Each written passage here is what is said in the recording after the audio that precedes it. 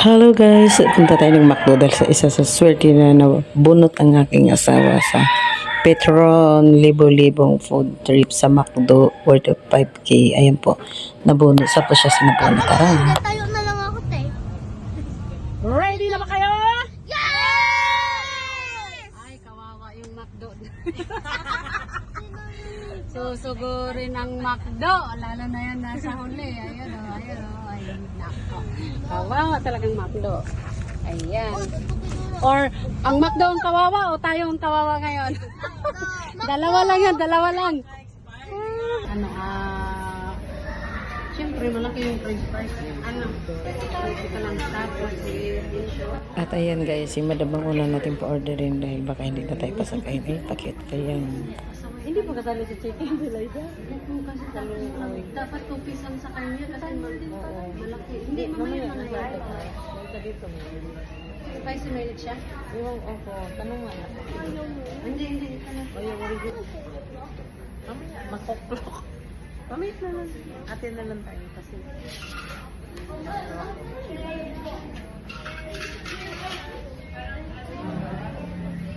Dagdag lang ng dalawang ano.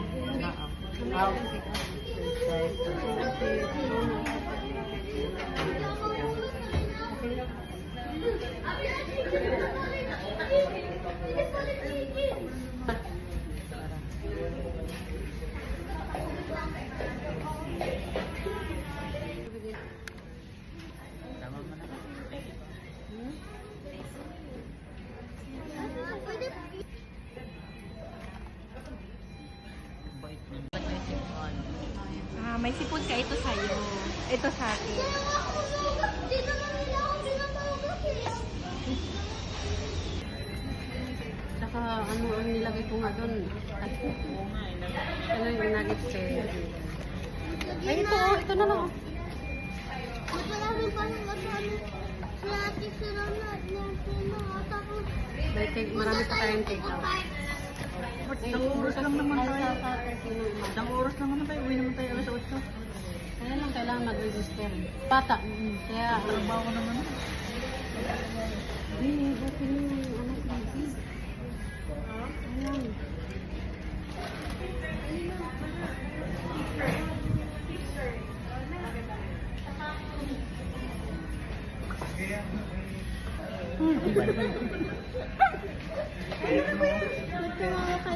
Meron na kayo ah. Mupo ka. Meron na kayo anak.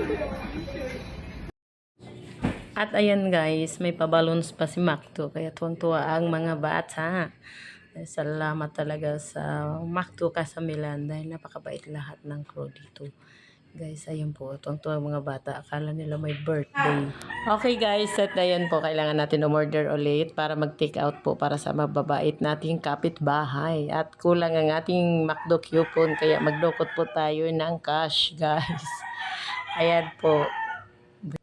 Ayan guys, kasi po yung iba kong kapitbahay doon may bibi, kaya hindi sila makasama, and then yung iba masakit ang ulo, kaya dadalhan na lang natin guys dahil medyo mabait tayo ngayon. Kaya, ayan po, kulang po ang ating coupon, buti na lang mayroon tayong dalang konting cash.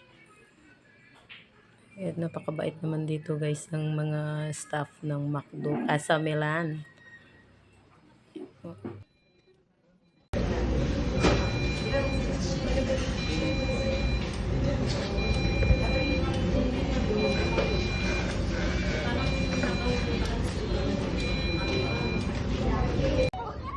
At ayan guys, dahil tapos na po tayo kumain, magparampan na tayo dito dahil busog na po tayo. Ayan guys. Oh, happy yarn dahil nakakain ng libre sa McDo.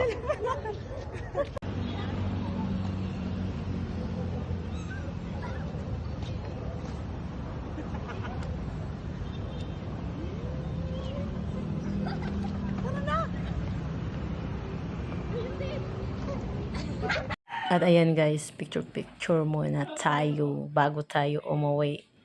Dahil, ayun po, nakabalot na tayo. Happy yarn. Bye-bye.